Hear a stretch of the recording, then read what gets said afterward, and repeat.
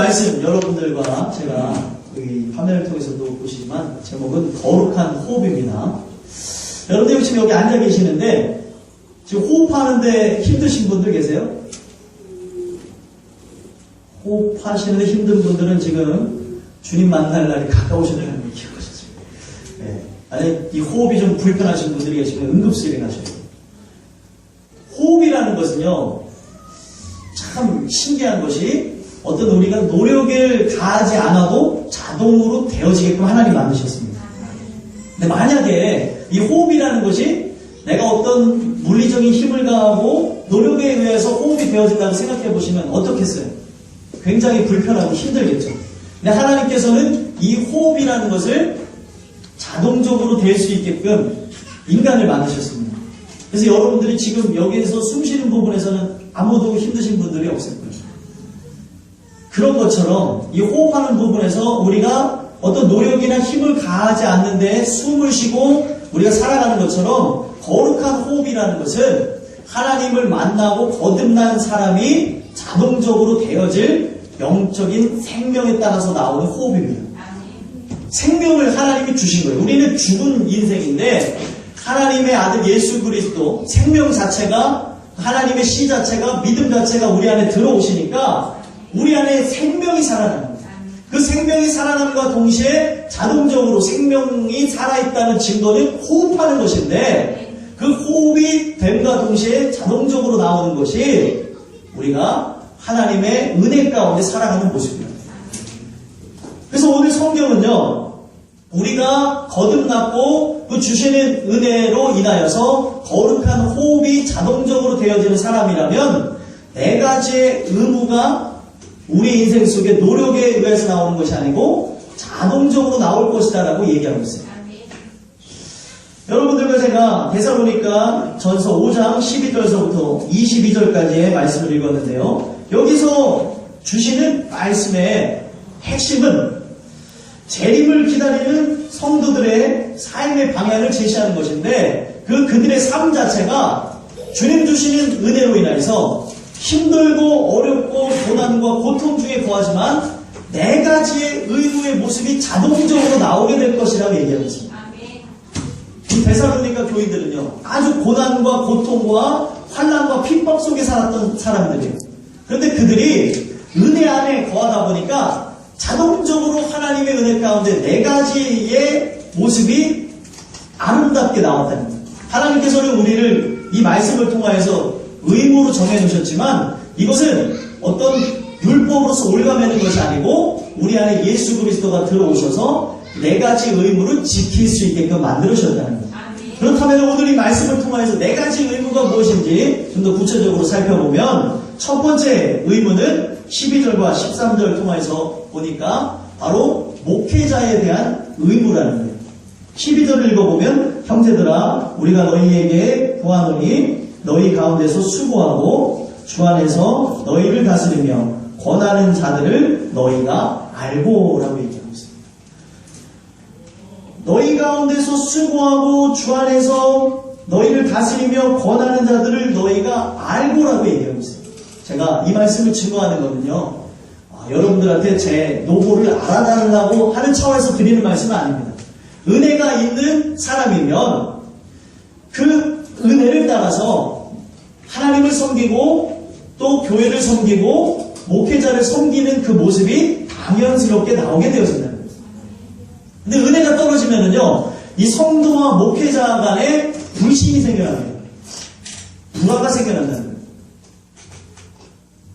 그래서 이 목회자가 하는 일들 자체가 영혼을 살리는 것이고 이 영혼을 살리기 위해서 또 함께 천국 가는 그런 여러 가지의 환경을 만들고 또 상황을 만들고 또 말씀을 가르치고 우리가 함께 기도하면서 목회자만이 갖는 그런 고충이 있는데 그 고충을 너희는 알아야 된다라고 이 바울이 데살로니가 교인들에게 얘기했다는 거예요.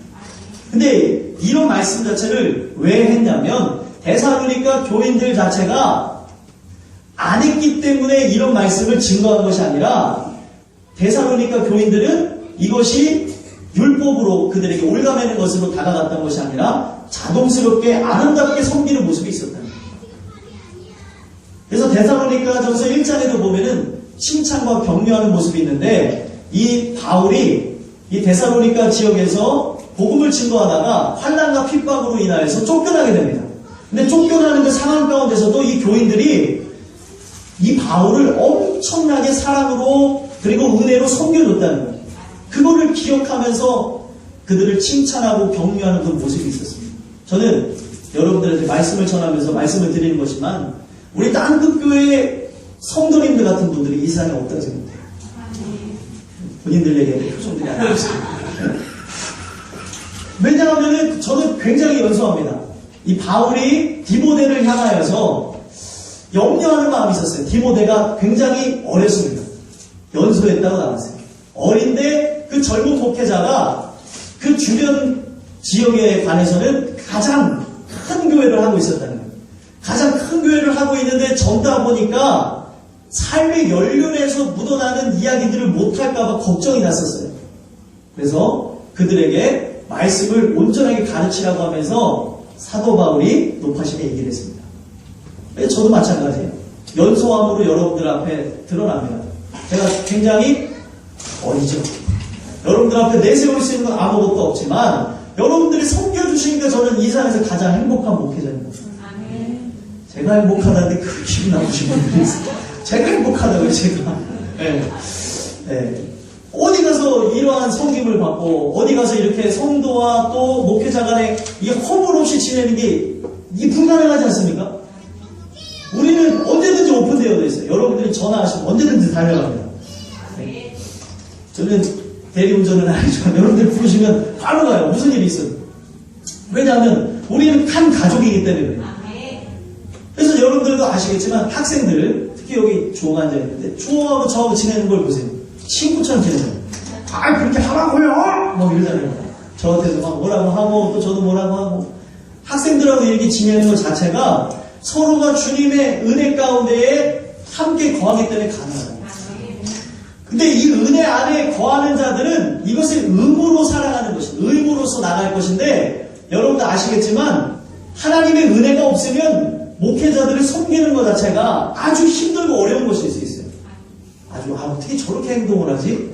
저거밖에 못하지? 야 이러면서 눈에 가시 같은 모습만 드러날 것인데 은혜가 있는 사람은 목회자의 부족함을 알고 기도해준다는 거예요. 기도해주고 또 그를 위해서 함께 울어주고 때로는 금식하는 분들까지도 나오면서 어떻게 보면 주님의 말씀을 온전하게 전하고 함께 한 배를 탄 우리가 한 교회로서 마지막 시대에 함께 신앙생활하기 위해서는 하나님이 연약하고 부족하지만 저를 통하여서 일을 하게끔 만드셨는데 또 전도사님들을 통하여서 만드셨는데 또 이 목회자만 국한된 것이 아니라 교회 임원들을 통하여서 이 모든 일들이 진행되게 하셨는데 이 모든 부분이 주님 안에서 잘 이루어지게끔 되어져요. 근데 그 모든 부분을 우리가 은혜가 있으면 다 이해해주고 보듬어주고 함께 기도하겠지만 은혜가 없으면 비판과 정죄를 하려고 합니다. 여러분 혹여나 제가 주님의 뜻에서 멀어지는 것 같은 모습이 혹여나 보인다면 따가운 질책보다 물론 그 질책이 없는 것은 아니겠지만 그 질책은 하나님으로부터 받는 게 가장 확실합니다. 잘못하면 목사도 징계를 받아야 돼요. 네, 아멘 하시고 맞아요. 좀 의도 맞아야 정신을 차려야 돼요. 네, 하나님이 직접 다루시는 부분이기 때문에 여러분들이 기도해 주셔서 그 부분들이 바뀌어지고 보듬어지고 온전한 뜻으로 나갈 수 있게 되기를 여러분들 함께 힘써 주셨으면 좋겠습니다.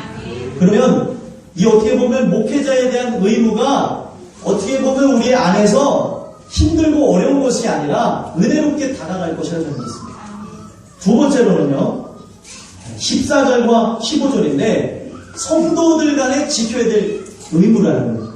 그래서 14절과 15절 한번 읽어보겠습니다. 읽겠습니다. 시작.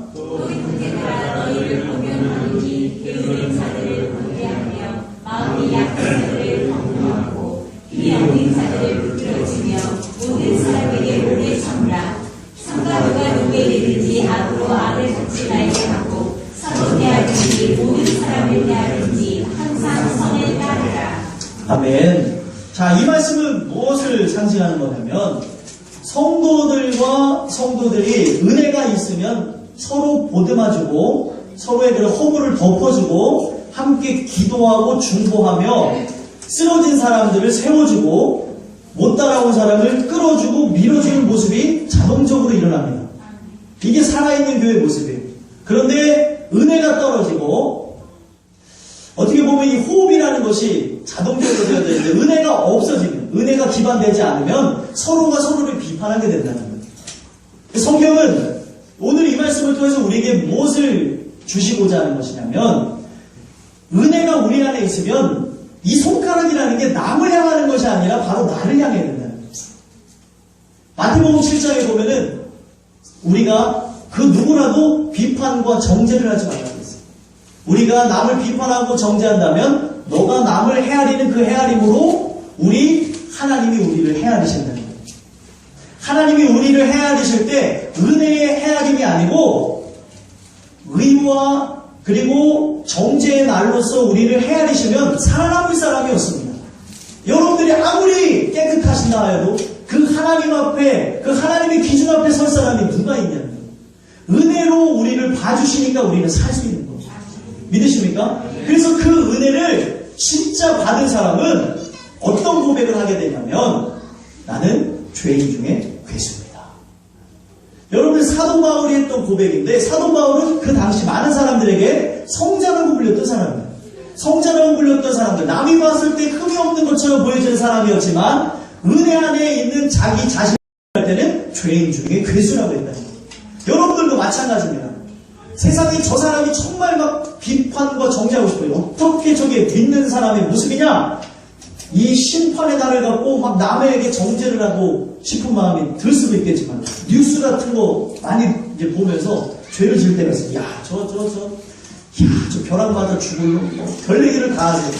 제가 어렸을 때부터 들었던 얘기. 야, 저거 어떻게 살아있어? 어떻게. 하나님이 버렸으니까 그냥 살아있을 수도 있고. 어떻게 보면은 그 모든 걸 보여주시면서 우리가 알아야 되는 게 그 많은 사람들, 우리가 이 손가락을 갖고 비판과 정죄하는 그 사람들보다 내가 더 더럽다는 사실을 우리는 알아야 되는 거예요. 그게 바로 은혜인데 우리는 연약하고 부족하여서 우리가 입으로 죄를 짓고 입으로 내 자신이 의롭다고 하나님을 향하여서 그렇게 표방할 때가 있다는 거예요. 나는 교만하지 않다고 얘기하지만 내 삶에 남을 비판하는 모습을 보면 나는 저 사람보다 낫다는 거예요. 근데 말씀을 통해서 보면 나의 죄만 보이지 남의 죄는 보일 수가 없는 거예요.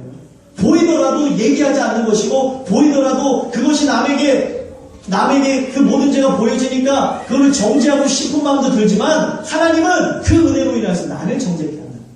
성경은 말씀을 통해서 뭘 얘기하시냐면 너가 저 사람이 지은 죄를 탕감받은 것보다 더 많은 죄를 탕감받았다는 것을 기억하라고 성경은 얘기하고 있습니다. 그러면 그 은혜를 기억하는 사람, 1만 달란트를 탕감받았다는 걸 아는 사람은 그 누구를 정죄하고 비판할 수가 없다. 여러분들, 우리가 남을 향하여서 할 수 있는 건 무엇인지 아십니까? 비판과 정죄가 아니고 기도를 합니다. 그 사람을 진짜 바꿀 수 있는 것, 내가 그 사람에게 따끔한 말을 해서 바꿀 수 있는 게 아무것도 없습니다. 제가 살아가면서 느끼거든요. 바뀌어라. 예. 우리 교회에 아이들 많죠. 아이들한테도 제가 막 잔소리할 때도 있고 죄송한 얘기지만 은진이가 저랑 같이 살아서 은진이한테 막 붙잡고 잔소리할 때가 있어요. 앉혀놓고 막 잔소리하면은 눈물을 뚝뚝 흘리면서 잘못했다고 그럴 때도 있어요. 근데 다음날 되면 똑같아. 가슴이 아파요. 그럴 때도 있고, 때로는 제 아내한테도 그럴 때도 있고, 또 제 아내 저한테 할 때도 있고, 또 제가 또 전도사님들한테 그럴 때도 있고 하는데 말씀을 통해서 주시는 교훈은 뭐예요? 내가 아무리 얘기한다고 해도 바뀌어지는 건 없다. 주시는 은혜가 무엇이냐면 하나님이 다루셔야 사람이 바뀝니다. 여러분들 남편이 바뀌길 원하세요? 네, 할렐루야. 아내가 바뀌길 원하세요? 네, 아멘 하시는 분들이 없어요. 혼날까봐. 아유, 하셨어요? 아우, 우리 김지영 원사님 용감하신 분. 네, 용감한 분들이 좀 계셔요. 혼날까봐. 벌써부터 이 주도권들을 뺏기셔가지고. 아, 참, 가슴 아픕니다. 저도 뺏긴 지 오래요. 지금. 함부로 말을 못해요. 말하면 혼날까봐. 네. 아내가 바뀌길 원하시고 남편이 바뀌길 원한다면 우리가 해야 될 것은 그들을 향하여서 따다다다다다다 잔소리하는 게 아니에요. 기도는. 하나님이 다루시고 하나님이 바꾸셔야 됩니다. 그렇지 않으면 이 모든 부분은 불화를 일으키고 아픔을 가져오고 또 집안에 좋지 않은 싸움만 일어나게 할 뿐이라는. 하나님이 다루시면 하나님은 돌들로도 능히 사용하실 수 있고, 그러면 하물며 우리를 하나님께서 쓰시고자 하면 못 쓰시겠습니까? 하나님이 하시고자 하면 못할 일이 없는 걸 믿으시길 간절히 소망합니다. 그래서 여러분들이 성도들 간에도 마찬가지고 부부 간에도 마찬가지고 부모와 자식 간에도 마찬가지고 친지 간에도 마찬가지고 또 사랑하는 친구들과의 관계 속에서도 마찬가지입니다. 여러분들이 그들이 정말 변화하기 원한다면 비판 정죄하지 마시고 기도하시길 간절히 소망합니다. 단 우리가 비판 정죄하는 부분이 아니고 이걸 초월해서 할 수 있는 게 한 가지가 있는데, 복음을 훼손하는 부분에서는 분별을 하십니다. 그 부분에 대해서 잘못된 것을 얘기하고 있다면, 잘못된 부분을 길로 나가고 있다면 얘기하실 수 있는 담대함이 있어요. 다른 부분을 정죄하지 않았습니다. 성경에 나오는 사도들과 예수님은 다른 걸 정죄하지 않으셨어요. 복음을 훼손하는 것을 정죄하셨습니다. 왜요? 하나님의 뜻을 거역하게 만드는 근본 원인이기 때문에 복음을 자기 마음대로 이거를 해석해서 되는 거예요. 여러분, 그런 부분은 여러분들이 얘기할 수 있지만 많은 부분에서 얘기하기보다 행동으로 나가기를 소망하고요. 그런 부분이 기도함으로 바뀌어지는 아름다운 모습이 있게 되길 소망합니다. 그러면 우리 땅끝교회는 하나님이 이 땅에 예수님을 보내는 그날까지 어떤 문제도 안 일어날 것이라고 저는 확신합니다. 아멘이십니까? 성도들과는 문제는 없어요. 저 사람이 조금 튈 수도 있어요. 근데 여러분들 아시겠지만 튈 수도 있고 안 튄 사람도 있고 좀 빠른 사람도 있고 느린 사람도 있고 부부 간에도 그 모든 부분이 맞춰지는 게 오래 걸리는데, 교회 안에는 다양한 사람들이 모였습니다. 이 다양한 사람들이 모여져 있는 이 부분을 고린도전서에 보면은 다양성을 인정해줘야 된다고 얘기하고 있습니다. 은혜가 있는 사람이면 비판 정죄하는 것이 아니라 저 사람이 연약한 모습은 보이지만 저런 달란트가 있구나, 이런 하나님의 은혜가 있구나, 저런 은사를 주고 있구나, 서로를 존중해주는 모습이 있어야 된다. 여러분들에게 이런 아름다운 모습이 있게 되기를 간절히 소망합니다. 여러분 나중에 가서 다 말씀드리겠지만 이 모든 부분은 여러분들의 노력에 의해서 되는 게 아니에요. 호흡이 어떻게 해요?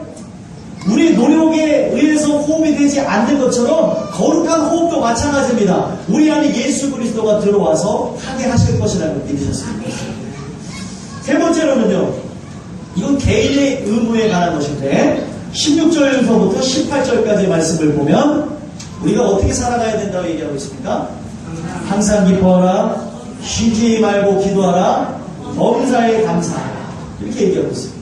그러면서 18절 후반절에 정리를 어떻게 하고 있습니까? 이것이 그리스도 예수 안에서 너희를 향하신 하나님의 뜻입니다.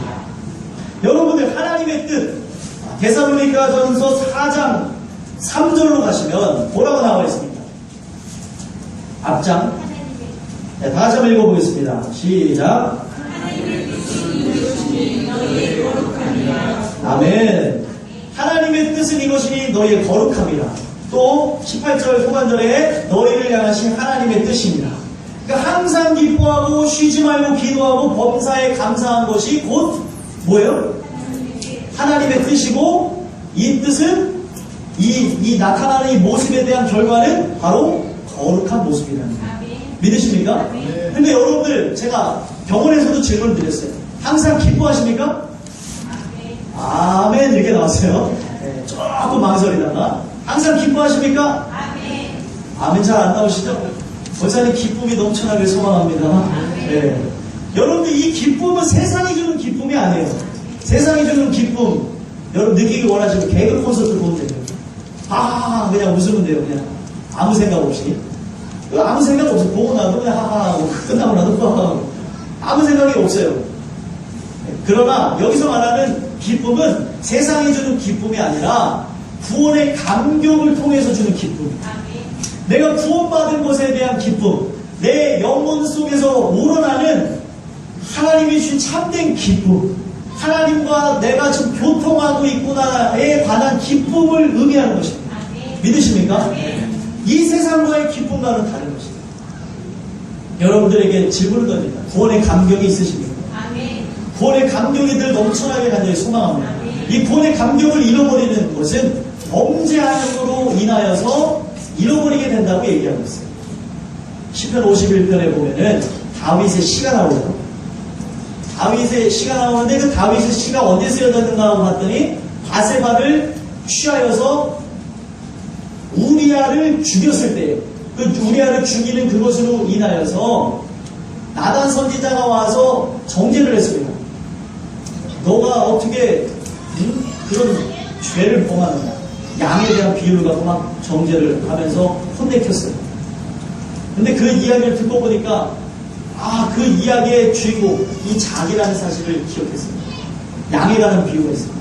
어떤 사람은 양을 많이 갖고 있었고 어떤 사람은 양을 한 마리만 갖고 있었는데 양을 많이 갖고 있는 사람이 한 마리 양을 뺏어갔다. 그랬더니 다윗이 분노를 했어요. 어떤 그런 나쁜 놈이 있냐 그랬더니 그 나쁜 놈이 너라. 그랬더니 다윗이 충격을 받고 7일 밤낮을 울며 불며 기도했습니다. 울며 불며 기도하면서 자기의 죄악에 대한 결과로 바세바를 통하여서 난 첫 아이는 죽게 될 것이라고 하는 음성을 들어서 하나님 잘못했습니다 하면서 기도했는데도 하나님은 그 아이를 걷어가셨어요. 이게 바로 죄에 대한 결과입니다. 그러면서 그가 아이를 걷어가는 것에 대한 두려움 때문에 51편이 쓰여진 것이 아니라 사실상 범죄함으로 어떤 일이 일어났냐면 성령이 떠나가시면 이게 가장 무서운 겁니다. 주의 성신을 내게서 거두지 마옵소서. 왜 그러냐면 구원의 감격이 사라지기 때문에 성신을 오늘날 바꿔 말하면 성령입니다. 주의 성령을 내게서 거두지 마옵소서. 여러분들 왜 우리가 죄를 범하지 않고 살아가야 되고 늘 주님의 뜻대로 살기를 소망해야 되냐면 범죄하게 되면 내 안에 계신 성령 하나님께서 떠나가실 수 있다. 그분이 떠나가시면 여러분들 살아가는 인생 자체는 그냥 여러분들 보는 그대로 살아갈 수밖에 없어요. 구원의 감격 없이 살아보세요. 고난과 고통이 그냥 고난이요 고통이 됩니다. 그러나 은혜 안에 거하는 사람은 고난과 고통 가운데 살아가지만 천국의 소망이 있고 예수 그리스도와 함께 교통하는 삶을 살아가기 때문에 감격이 있는 거예요. 근데 그 감격을 끊어버린다고 하니까 이 다윗이 얼마나 놀래고 절망했겠습니까? 그래서 울며 불며 기도해요. 구원의 기쁨을 다시 회복시켜 주시옵소서. 여러분 범죄하면 이 구원의 기쁨 감격이 사라집니다. 여러분 인생을 살아가실 때 은혜 받은 기억이 가물가물하시고 내가 이 하나님의 그 은혜로 인하여서 구원받았다는 그 감격이 이 심장이 조용필이 그런데 바운스 한다는데 죄송합니다. 말씀만 전해요. 아무도 안 오시죠. 그러니까 이거 하지 말아요. 심장이 가슴이 벌렁벌렁 됐대요. 두근두근 거려야 돼요. 근데 그런 감격이 없다면 이미 나는 성령이 떠나갔다든가 아니면 하나님을 한 번도 내 마음을 모신 적이 없는 사람일 수 있다. 여러분들 살아가는 인생 속에 항상 기뻐하는 그런 역사가 주님 주시는 은혜로 자동적으로 나타날 수 있게 될 간절히 소망합니다. 이어서 쉬지 말고 기도하라고 얘기했습니다. 자, 질문을 드리겠습니다. 쉬지 않고 기도하시는 분 손 들어보세요. 할렐루야. 이게 정상이에요. 여기 손 드는 분 있으면 이따가 진짜 연담을 한번 해봐야 돼요. 쉬지 않고 기도가 돼요, 안 돼요? 그럼 이 말씀은 무슨 말씀입니까? 주님 주시는 은혜로 인해서 호흡이 자동적으로 되어진다고 했어요. 그러면 주님 주시는 은혜로 인해서 쉬지 않고 기도가 되는 건 자동적인 그런 모습인데 여기서 말하는 건 무엇이냐면 내가 의지하는 주체가 바뀌어지는 거예요. 쉬지 않고 기도한다는 건 무엇이냐면 쉬지 않고 주님을 의지한다는 말이에요. 믿으십니까? 기도는 언제 나오세요? 여러분들 삶 속에 기도 언제 나와요? 힘들 때 나오잖아요. 물론 늘 우리가 시간을 정해놓고 기도하는 부분도 있지만 어려움에 딱딱 치면 아이고 하나님 저절로 기도가 나온다는 거예요. 제가 예전에 죽을 뻔한 경험이 많은데 우리 가족들과 함께 차를 타고 가다가 다 이 차가 전복되려는 그 사고가 날 뻔한 적이 있었습니다. 근데 그 날 뻔한 그 사고가 딱 차가 막 갑자기 확 들려가지고 이 난간을 절벽에 떨어져 죽을 그런 상황이 딱 이르려니까 저절로 기도가 나오더라고요. 아이고 하나님 했더니 막 방언하실 수 있는 분 왓사라바를 타라 그러면서 반응원이 막 나오고 차가 지금 막 난리가 날 거예요. 포토가 뒤집어지려고 하니까. 야, 근데 하나님이 얼마나 대단하신 분이냐면 사고 날 거를 미리 보여주셨고 미리 그걸 보게 됨으로써 중보 기도를 하고 가면서 사고 날 타이밍을 붙잡고 있어서 언제 날 것입니다. 근데 여러분 사고가 났으면 어떻게 되는 거예요? 죽는 거죠. 그럼 미리 기도도 하게 하시고 자리도 바꾸게 하시고 기도를 하면서 갔지만 사고는 피할 수 없습니다. 여러분들 제가 뭘 얘기하고 싶으냐면 하나님이 예정해 놓으신 건 바꿀 수가 없어요. 믿으십니까? 근데 하나님께 그 기도를 하면은 사고가 날 거 예정되어졌지만 하나님께 기도하면 그 예정된 사고가 완화되고 하나님께서는 피할 길을 보여주신다는 거예요. 믿으십니까? 하나님이 그 모든 분, 인간은 일어날 일에 대해서 바꿀 수 없지만 하나님은 충분히 바꿀 수 있어요. 여러분 믿으십니까? 네. 그래서 그때 기도를 그렇게 하고 했더니 차가 뒤집어지려고 하는데 기도를 하니까 탁 돌아오더라고요. 남이 살았다는 게 기분 납니까? 네. 여러분들 주시는 그 은혜로 인하여서 하나님을 의지하고 나아가는 거예요. 이 관점이 바뀐 거예요. 관점이 바뀌게 되니까 어려움에 처음에 기도가 나온다는 거예요. 믿으십니까? 우리가 기도하려고 해서 기도하는 경우도 있지만 급작스러운 사고나 어려움과 고난과 고통이 찾아오게 되면 기도가 저절로 나온다는 거예요. 여기서 간증을 하나 드리는데 여기 심찬규 집사님 살아계세요. 원래 돌아가셨을 수도 있는 분인데 하나님 살려주셨어요. 그 은혜를 끝까지 잊지 말고 감사하면서 사세요, 집사님. 네. 우리 집사님이 큰 사고를 당하셨잖아요. 팔이 절단되는 그 사고가 딱 나셨을 때 절단 딱 되실 때 하나님께 저절로 기도가 나오는데 어떤 기도가 나냐면 살려만 달라요. 살려만 달라요. 하나님 살려만 주세요. 그리고 기타만 칠 수 있게 해주세요. 그랬더니 지금 손이 약간 불편하신데도 기타는 치게 해주셨어요. 그게 하나님의 은혜입니다. 그러니까 그 은혜를 잊지 말고 사세요. 하나님 은혜를 다음 말을 하지 않겠습니다. 그걸 절대 잊으시면 안 돼요. 우리가 살아가면서 늘 이거를 주지하면 살아가지만 하나님 주신 은혜를 거듭나게 되어지면 이게 늘 기억나게 됩니다. 쉬지 않고 기도하고 늘 쉬지 않고 주님을 의지하게 된다는 거예요. 늘 하나님 주시는 그 은혜를 인하여서 늘 주님만을 바라보는 것, 주님만을 원하는 그 기도가 여러분의 삶이 기도가 되어지는 걸 의미하는 거예요. 믿으십니까? 삶이 바뀌어지는 거예요. 삶이. 여러분들이 걸어다니는 기도의 주체가 되어지시는 거예요. 주님과 내가 함께 교통하면서 주님이 내 안에 들어오시면 그때부터는 주님과 내가 교제를 나누는 것이기 때문에 그때는 늘 교제를 할 때는 쉬지 않고 기도가 되어지는 거예요. 주님의 성령을 통해서 이루어지는 것입니다. 여러분들이 삶 속에 이러한 놀라운 은혜가 빠짐없이 늘 끊임없이 늘 아름답게 나타날 수 있게 될 간절히 소망합니다. 그 다음에 보면 범사에 감사라고 얘기했어요. 늘 감사하십니까? 늘 감사하세요? 이것이 늘 여러분들의 삶 속에 아멘 아멘 될 수 있게 될 간절히 소망합니다. 여러분들이 주님이 행하실 것을 내가 어려울 때도 그리고 환난 중에도 고통 중에도 내가 스올에 빠져서 지옥 한가운데 있는 어려운 가운데 있는 생각이 들을지라도 내가 아버지의 자녀인 것을 믿으면 감사하십니다. 믿으십니까? 아무리 무섭고 어려울 때 제 아이들을 보니까 알겠어요. 얘네들이 때로는 막 무섭고 그리고 자기가 경험을 못 해본 새로운 장소에 가면은요 부들부들 떨 때가 있어요. 우리 예은이가 이제 많이 상남자로 바뀌었는데 아직도 여성스러워 애가. 오히려 예율이가 상남자 같은데. 근데 저 아이가 에스컬레이터도 못 탔어요. 막 발을 동동 굴르고 무섭다 그러고 못 간다고 하고 막 울고 불 때 아빠한테 와. 아빠랑 함께 가면 돼. 그랬더니 같이 가더라고요. 처음에는요 에스컬레이터를 계속 밟지를 못했어요. 아빠와 함께 가도 돼. 아빠랑 함께 하면 괜찮아. 라고 얘기를 했는데도 두려움이 많았어요. 그랬더니 안아 이러더라고요. 그래서 안아서는 갔습니다.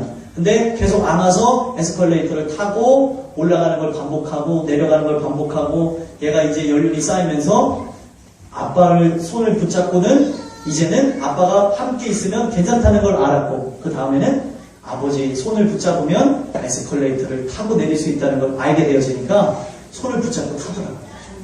그리고 나중에는 아버지가 함께 있다는, 손을 붙잡지는 않았지만 내 옆에 있다는 걸 아니까 이 아이가 에스컬레이터를 탈 때 점프를 치면서 톡 하고 뛰고 내릴 때도 톡 하고 뛰고.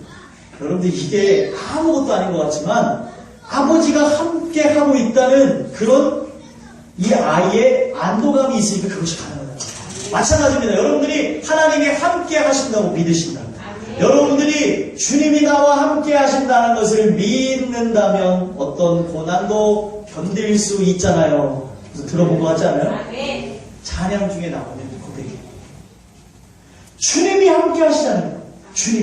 주님이 나의 아버지가 되셨는데 여러분들 생각해 보세요. 아버지가 의붓 아버지가 아니라면 자녀가 안 되는 걸 그냥 그대로 보고 있겠습니까? 어이구 그럼 쌤통에다 그 자빠지든지 말면 내 맘대로 이런 아버지는 없습니다. 그렇죠? 계시나봐요. 네? 없으시죠?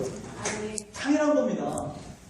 이 여러 가지 부분에서 우리는 이 자녀와 또 부모의 그 유대관계를 보면 바로 하나님과 바로 내 사이가 어떻게 유대관계가 맺혀져 될지 알겠더라고요. 아이들은 아빠면 돼요. 엄마면 돼요. 그러면 우리는 누구면 되는 거예요? 하나님이면 되는 거예요. 믿으십니까? 하나님이 여러분들이 자녀를 삼으셨는데 여러분들의 인생을 돌리겠습니까? 돌리는 이유가 있다면 여러분들을 거룩하게 하시기 위함이겠죠. 여러분들을 변화시키기 위함이겠죠.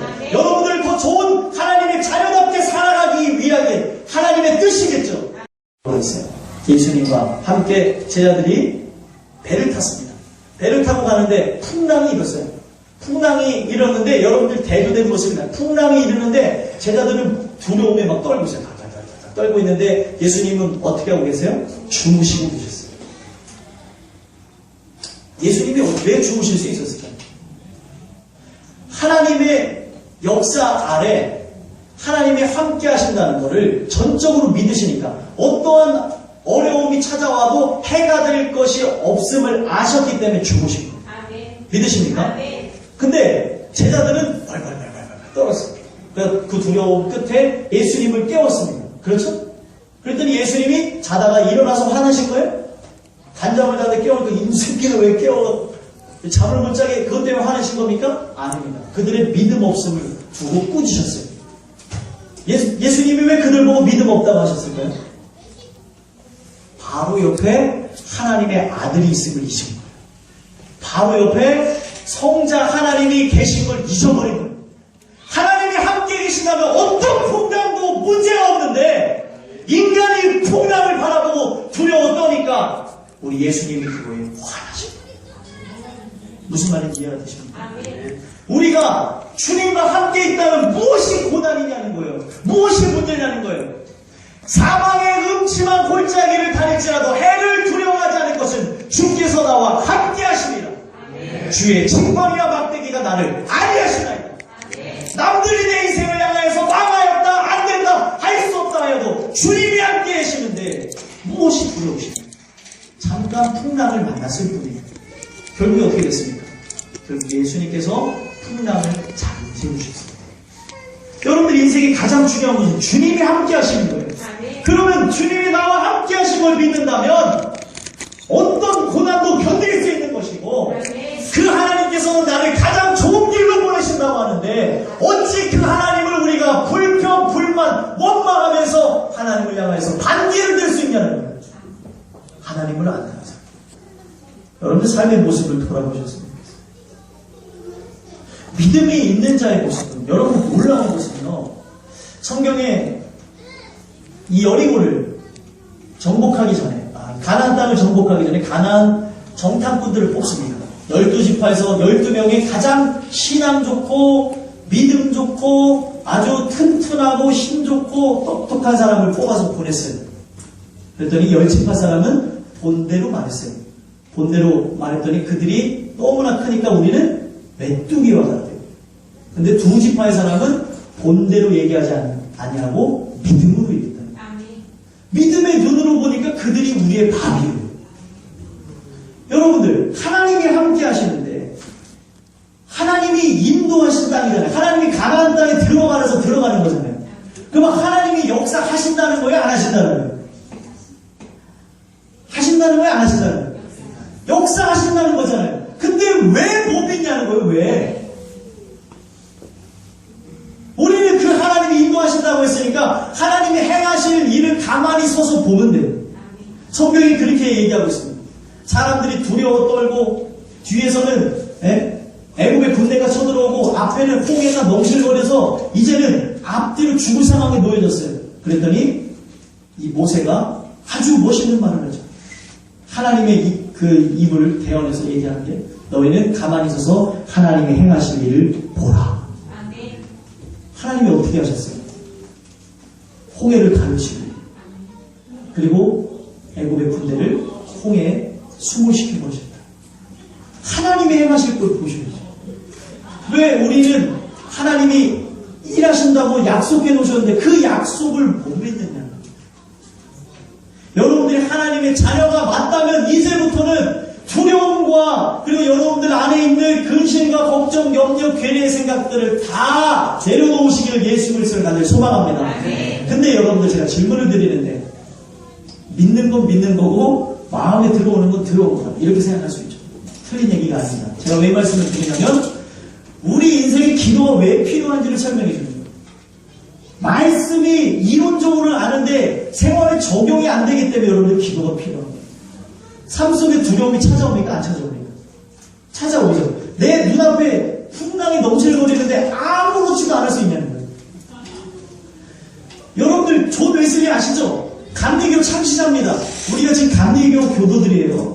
이 감리교 창시자 존 웨슬리가 하나님을 만나게 되는 가장 큰 계기가 어디서 일어나게 됐냐면 똑같아요. 하나님이 이 존 웨슬리를 변화시키려고 하니까 요한 웨슬리를 바꾸시려고 하니까 여러분을 보게 하셨는데 그가 선교사로 나가서 복음을 증거하다가 실패하고 돌아왔어요. 실패하면서 돌아와서 아주 의기소침하고 마음에 그 죄인된 마음 그리고 마음에 실패했다는 그런 무거운 마음을 갖고 배를 타고 오는데 그가 배를 타고 오는 도중에 풍랑을 만납니다.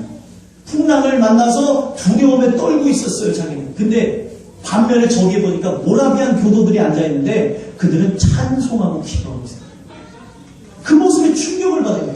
야, 어떻게 사람이 죽음 앞에서 찬송을 부르고 기도를 할 수 있는가? 나는 진짜 하나님을 만난 사람이 아닌가?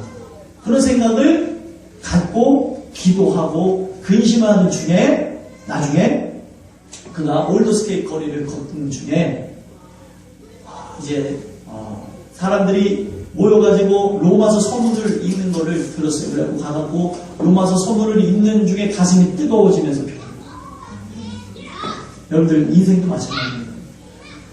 변화를 못 받아서 아직 내가 하나님을 못 만나서 두려움과 근심과 걱정과 괴리 생각에 휩싸일 수도 있지만 그리고 그렇게도 바라볼 수도 있지만 믿음이 있는 자들도 성경에 보니까 마귀가 틈타서 악한 생각을 집어넣고 근심과 걱정을 집어넣는다. 그럼 여러분들이 두려움이 찾아오면 여러분들이 하나님의 자녀라면 하나님께 매달려서 기도하시면 돼요. 이거 떠나가게 해달라. 사라지게 해달라. 그럼 하나님이 여러분들의 모든 마음을 평안케 하실 걸 믿으시길 바랍니다. 그러면 결국에는 우리는 늘 감사하며 살아갈 수밖에 없다. 왜요? 안 돼도 감사, 잘 돼도 감사. 안 된 데는 뜻이 있고 하나님께 더 좋은 길을 보여주시기 위함이고 잘 되는 것은 하나님이 나를 형통케 하셔서 되는 일이고 모든 부분에서 우리는 감사할 수밖에 없다. 여러분들에게 이런 놀라운 역사가 늘 나타날 수 있게 되기를 소망합니다. 마지막으로는 영적인 의무예요. 네 번째로 영적인 의무인데 19절서부터 22절까지를 보면 먼저 19절에 성령을 소멸하지 말라. 영적인 의무, 성령을 소멸하지 말라. 성령은 여러분들 안에 계신 분이에요. 여러분들 안에 내주하신다고 합니다. 내주. 내 안에서 살아 역사하시는 분이 성령입니다. 통하여서 예수 그리스도와 연결되는 거예요. 주님과 함께 내가 접붙임 받아져서 주님을 통해서 예수 그리스도를 통해서 열매를 맺을 수 있는 것은 성령을 통해서 가능합니다. 믿으십니까? 근데 여러분들 성령을 소멸하지 말라는 것은 성령을 성경의 비유로 이렇게 비유할 때 불로서 이렇게 비유가 됩니다. 내 안에 불을 주셨는데 그 불을 내가 범죄함으로 하나님을 기만함으로 내가 세상 것들을 사랑함으로 그 분은 거룩하신 분이기에 내가 범죄함으로 꺼트리지 말라는 거예요. 아까 다윗이 자기가 범죄하였을 때 하나님께 회개기도 올렸던 것처럼 성령을 여러분들이 소멸하지 않기를 소망하신다면 늘 여러분들의 삶을 헤아리시고 돌아보는 회개기도를 드리시고 이런 것이 자동적으로 되어져야 됩니다. 내가 이것을 내 잘못했으니까 그걸 해야지 체크하는 게 아니라 하나님이 그렇게 만드셔야 된다는 거예요. 영적인 찔림 가운데 내 잘못된 모든 부분을 돌아다보고 내 안에 성령의 불이 꺼지지 않기를 소망하면서 늘 하늘로부터 내려오는 그 은혜를 공급받고 살아야 됩니다. 이 안에 들어오신 불, 꺼지는 불은 아닌데 내가 꺼뜨리는 거죠. 그래서 여러분들이 하나님에 대한 은혜가 이제 연약해진 분들은 이렇게 얘기할 때 있어요. 불 받아야 된다. 불 받아야 된다. 이 말 자체가 그런 뜻에서 나왔다는 걸 아셨으면 좋겠어요. 내 안에 있는 성령의 불이 미약해진 것으로 그것을 더 하늘로부터 공급받아야 된다는 그런 차원에서 성령의 불을 받아라라는 말 자체가 나왔다. 근데 성령의 불 받으라는 말 자체는 성경에는 그렇게 나오진 않습니다. 그러니까 의미적으로 설명하다 보니까 나옵니다. 내 안에 있는 성령의 불을 퍼뜨리면 안 됩니다. 여러분들이 이것이 의무입니다. 의무. 여러분들이 살아가는 인생 속에 성령의 그 불 자체, 내 안에 계신 그 하나님을 소멸하지 않고 나갈 수 있는 그런 거룩한 은혜가 늘 있게 되길 간절히 소망합니다. 또 이어서 보면 예언을 멸시하지 말고라고 얘기했어요. 예언은 무엇입니까? 바로 하나님의 말씀입니다. 지금 여러분들이 보는 이 하나님의 말씀이 바로 예언적인 말씀입니다. 말씀대로 살면 곧 여러분들은 천국 갈 것이라는 예언의 메시지. 말씀대로 살지 않으면 곧 지옥에 갈 것이라는 예언의 메시지. 예언을 멸시한다는 것은 하나님께서 오늘날 우리가 하나님 뜻대로 살지 않으면 때로는 징계하고 훈계하고 우리를 쳐서 복종케 하실 것이라는 그런 메시지도 있는데 그것을 멸시하지 말라는 거예요. 그러면 징계받을 것이고 그리고 훈계를 받을 것이고 채찍질을 당할 것이다. 이게 하나님의 자녀에게 주시는 특권이고 또 하나님의 자녀가 아닌 사람은 심판으로 그것을 갚아주시겠다는 거예요. 여러분들이 하나님의 말씀, 늘 증거되는 말씀을 무시하지 않게 될 간절 소망합니다. 하나님이 하신 말씀인데 어떻게 이것을 무시하세요? 근데 사람이요, 그냥 머리로 듣고 흘려버릴 때가 너무 많아요. 아, 그렇지. 우리가 죄악된 것을 따라서 살지 말라고 얘기하고 있는데도 아, 그렇지 하고 넘어갈 때가 많습니다. 데살로니가 4장 3절 후반절 음란을 버리고 4절에 이어서 보면 각각 거룩함과 존귀함으로 자기 아내를 대할 줄을 알고 5절에 보면 하나님을 모르는 이방인과 같이 세욕을 따르지 말고 6절에 이어서 보니까 이 일의 분수를 넘어서 형세를 해하지 말라. 이는 우리가 너희에게 미리 말하고 증언하는 것과 같이 이 모든 일에 주께서 신원하여 주시리라. 그리고 8절에 보면은요, 그러므로 저버리는 자는 사람을 저버림이 아니요 너희에게 그의 성령을 주신 하나님을 저버립니다. 말씀을 저버리지 말라는 거예요. 사람을 세웠어요. 바울이라는 자를 세워가지고 하나님 말씀이 증거됐습니다. 근데 이거를 무시하지 말라는 거예요. 그를 통하여 증거된 그 말씀 자체를 무시하게 되어지고 지금 이 전달하는 거룩한 삶에 대한 권면, 너희가 이제 재림주를 기다리면서 이런 모습을 갖고 살아야 된다. 그런 부분에서 너희들이 그것을 저버리고 살아간다면 성령을 주신 하나님을 저버릴 것이다. 이런 얘기였습니다. 여러분들이 예언을 멸시한다는 것을 하나님 자체의 그 하나님에 대한 어떻게 보면 내 안에 아직까지도 해결되지 않은 분노가 있고 교만함이 있기 때문에 하나님을 향해서 반기를 드는 거예요. 하나님의 말씀대로 살지 않는 거 성경이 이렇게 얘기하고 있습니다. 우리가 교만해서 하나님 뜻대로 살고 하나님의 뜻에 순복되어지는 것은 나라는 주체가 다 없어졌을 때에 내 안에 계신 예수 그리스도로 인하여서 순종케 되어지는 거예요. 믿으십니까? 근데 내가 주님의 뜻 안에서 살아간다고 말은 하지만 순종하지 않아요. 계속 죄를 범해요. 예언을 멸시하며 살아가요. 내 안에 교만은 마귀로부터 내가 아직 거듭나지 않아서 내가 거듭나지 않는 것으로 나타나는 현상이 있을 수 있고 내가 세상의 것에 대한 그런 유혹과 괴리에 대한 생각으로 인해서 나의 모든 생각이 오염되어져서 교만하게 되는 또 경우가 있어서 그런 모습도 나타납니다. 소망하기는 우리 땅끝교회 모든 식구들은 하나님의 말씀을 최우선시하며 그 말씀을 따라 승리하는 귀한 주님의 권속된 되시길 소망합니다. 이어서 21절과 22절에 보면 범사해야 하려 좋은 것을 취하고 악은 어떤 모양이라도 버리라 라고 얘기하고 있습니다. 이 무슨 말씀일까요? 범사해야 하려 좋은 것을 취하라는 것은 주님 주신 은혜를 늘 날마다 받고 살아가는 겁니다. 이 세상에 가장 좋은 것, 좋은 거라고 얘기할 수 있는 것은 바로 하나님의 것밖에 없습니다. 세상에 있는 것은요, 인간의 탐욕을 자극하고 인간에게 유익하게는 만들지만 내세의 유익을 가져다 주지 않습니다. 그러므로 성경은 우리 보고 경건하라고 얘기하고 있죠. 육체의 연습은 약간의 유익이 있으나 경건은 내세, 금생과 내생에 약속이 있다는 거예요. 약속. 그 약속이 무엇입니까? 우리가 범사해야 하는 좋은 것, 하나님의 은혜를 늘 날마다 받기를 소망하고 그 소망하는 자에게 은혜를 하나님이 부어주심으로 그 사람은 약속의 사람이 되어진다는 거예요. 여러분들이 약속의 주인공이 되는 그 결과는 무엇입니까? 바로 구원받은 천국감이라는 거예요. 여러분들에게 이런 아름다운 역사가 있게 되길 소망합니다. 22절에 마지막으로 보면 악은 어떤 모양이라도 버리라라고 얘기하고 있습니다. 주기도문에도 뭐라고 얘기하고 있습니다. 우리를 시험에 들게 하지 마옵시고 다만 악에서 구하옵소서. 악이라는 것은 내가 죄악에 빠지고 악한 것에 노출이 되었다는 것은요, 내 힘으로 벗어날 수가 없는 것입니다. 죄악 가운데 하나님이 구원의 손길을 펼치셔서 우리를 구원하셔야 구원의 역사가 있는 것이지 내가 벗어나려고 노력해서 빠져나올 수 있는 것이 아니에요. 그래서 이 죄악 자체를, 죄악에 빠진 그런 사람들 자체를 수렁에 빠진 자라고 성경은 증언해주고 있습니다. 수렁이 어떻습니까? 빠져나오려고 그러면 더 들어간다는 거예요. 그래서 건져낼 분, 하나님이 역사하시지 않으면 그 누구도 살아날 수가 없다는 거예요. 악은 어떤 모양이라도 버리라. 성경에 이렇게 얘기하고 있는데 내가 버리려고 해서 버릴 수가 있는 것이 아닙니다. 하나님이 여러분들의 생각과 마음을 주장해 주셔서 성경에 나와 있는 그대로 음란을 버리고 호색을 버리고 우상 숭배를 버리고 각각 술수를 버리고 그리고 원수 맺는 것과 또 남을 비방하는 것과 남을 욕하는 것과 숨을 수군거리는 것과 또 부모를 사랑하지 못하는 것과 여러 가지 남을 미워하는 이 모든 것들이 떠나가는 그 역사는 하나님이 내게 은혜를 주셔야지만 가능합니다. 믿으십니까? 여러분들이 이런 역사가 있게 되길 소망합니다. 성경에 보면은 악은 어떤 모양이라도 버리라 라는 이 말씀을 구약에서 풀이를 어떻게 하냐면 민수기 6장에 보면 나시린 규례가 나옵니다. 나시린은 구별된 자예요. 구별된 자. 하나님의 은혜를 받은 것으로 특정 기간 내가 구별돼서 살겠습니다 라는 사람이 있고 날 때부터 나시린으로서 살아가는 사람이 있어요.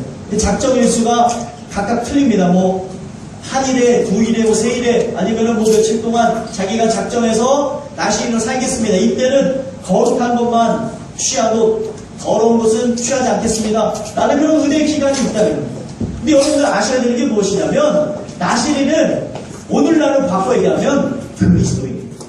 여러분들이 영적인 나시린이 되어야 된다는 걸 기억하시길 간절히 소망합니다. 거기서 주시는 말씀 가운데 어떤 말씀이 있냐면 이들이 나시린으로서 하나님 앞에 드리는 기간에는 독주의 원료가 되는 포도를 먹지 말라고 했어요. 예전에 뭐 제가 드린 설교를 기억하시는 분들도 있을 건데 원료가 되는 포도도 먹지 말라고 했어요. 그러면 하나님께서 포도가 나빠서 먹지 말라고 하는 걸까요? 그 의미는 무엇이냐면 너희가 포도를 먹지 않는 그 모습을 통해서 악의 모양이라도 버려야 된다는 걸 기억하라. 믿으십니까? 살아가면서 이게 모양이 될 수 있는 거잖아요. 우리가 그 포도가 이 악의 근본 원인은 될 수 없겠지만 이 포도가 결국에 포도주를 만들듯이 우리가 포도를 먹지 않으면서 이 포도주와 독주가 그리스도인에게는 절대적으로 필요하지 않는 것이고 절대적으로 멀리해야 된다는 걸 기억하라는 거예요. 믿으십니까? 거기 그것만 나온 게 아니라 부정하게 될 거. 신체를 만지지도 말아요. 왜 그래요? 죄악이라는 게 틈탈 수 있으니까 만지지 말라는 거예요. 뭐 오늘날 장사를 지내지 말라는 그런 의미가 아닙니다. 그걸 영적인 의미로 보면은 악의 틈을 타고 악의 어떻게 보면 모양이 내 안에 들어와서 그것으로 인해서 넘어질 만한 그 모든 것들이 생겨나지 않도록 밀어내라는 거예요. 여러분 오늘 주시는 이 말씀을 통하여서 주기도문에도 나와요. 다만 악의 성부가 없어서 그 고백이 여러분들에게 고백이 될 수 있게 간 소망합니다. 하나님이 역사하셔야지만 이 모든 것을 밀어내고 이겨낼 수 있는 것이에요. 우리가 이것을 머리로만 안다고 해서 되는 것이 아닙니다. 하나님이 주시는 은혜로 인해서 말씀의 제목과 같이 거룩한 호흡이 되어질 때 자동적으로 여러분들의 인생이 이렇게 되어지고 바뀌어진다는 거예요. 믿으십니까? 그래서 여러분들이 이걸 통하여서 기억하셔야 될 것이 무엇이냐면 나는 지금 거룩한 호흡을 통하여서 제가 말씀드린 4가지 의무, 목회자에 대한 그런 의무와 성도 간에 지켜야 될 의무와 개인이 지켜야 될 의무와 또 영적인 의무가 잘 이루어지고 있는 사람이 맞는지 이런 참된 열매가 맺혀지는 사람이 맞는지를 보시길 소망합니다. 만약에 하나님을 만났는데 그 만난 그 당시에는 이런 의무의 모습 4가지의 모습이 아름답게 나오지는 않을 수 있습니다. 그러나 시간이 지나면 여러분들은 아름다운 열매를 맺으셔야 되고 성령의 열매를 맺으셔야 됩니다. 이것이 여러분들이 하는 게 아니고 여러분들 안에 들어오신 예수 그리스도가 여러분들의 삶을 이끌어서 결국에는 아름다운 열매를 맺게 하여 주시고 성령의 열매를 맺게 하여 주신다는 거예요. 믿으십니까? 그 시간이 지나면 이런 모습이 나오셔야 됩니다. 시간이 지나면.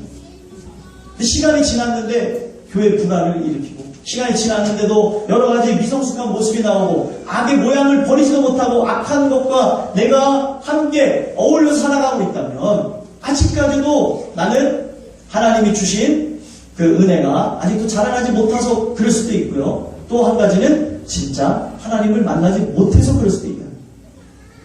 하나님을 만났다고 하는 고백이 거짓일 수도 있다는 거예요. 사람이 은혜 받은 걸 포장하는 게 얼마나 쉽습니까? 은혜 받은 척하면 살아가는 게 얼마나 쉽습니까? 하나님은 나의 모든 것, 일거수 일투족, 나의 비밀스러운 부분 한 가지 놓치지 않고 다 보고 계세요. 그거를 느끼면은 우리가 살아가면서 하나님을 기만하게 하는, 기만한다는 건 뭐냐면 하나님이 나를 보고 있는 걸 무시하는 게 기만이에요. 그렇게 살아갈 수가 없습니다. 근데 오늘날 우리가 머리로는 아는데 가슴에서 믿어지지 아니하고 가슴에서 이것이 체험되지 않으니까 오늘 우리는 살아가면서 하나님을 욕되게 하며 살아갈 때가 너무나 많습니다. 여러분 오늘 주시는 이 말씀을 통해서 여러분들 살아가는 인생 속에 거룩한 호흡이 주님 주시는 은혜로 주님이 내 안에 들어오셔서 그분이 새 생명 아닙니까? 그분이 내 안에 들어오시는 것으로 자동적으로 호흡되어지는 인생 그 호흡되어진 인생에 대한 결과가 오늘 4가지 의무의 삶으로 자동적으로 열매 맺어질 수 있게 되길 간절히 소망합니다. 오늘 주시는 이 말씀 여러분들의 마음 가운데 새기셔서 주님의 그 뜻이 여러분들의 삶 속에 여러분들 걸어간 나날 속에 나타날 수 있게 되길 예수 그리스도 간절히 소망합니다. 기도하겠습니다. 하나님 오늘 주시는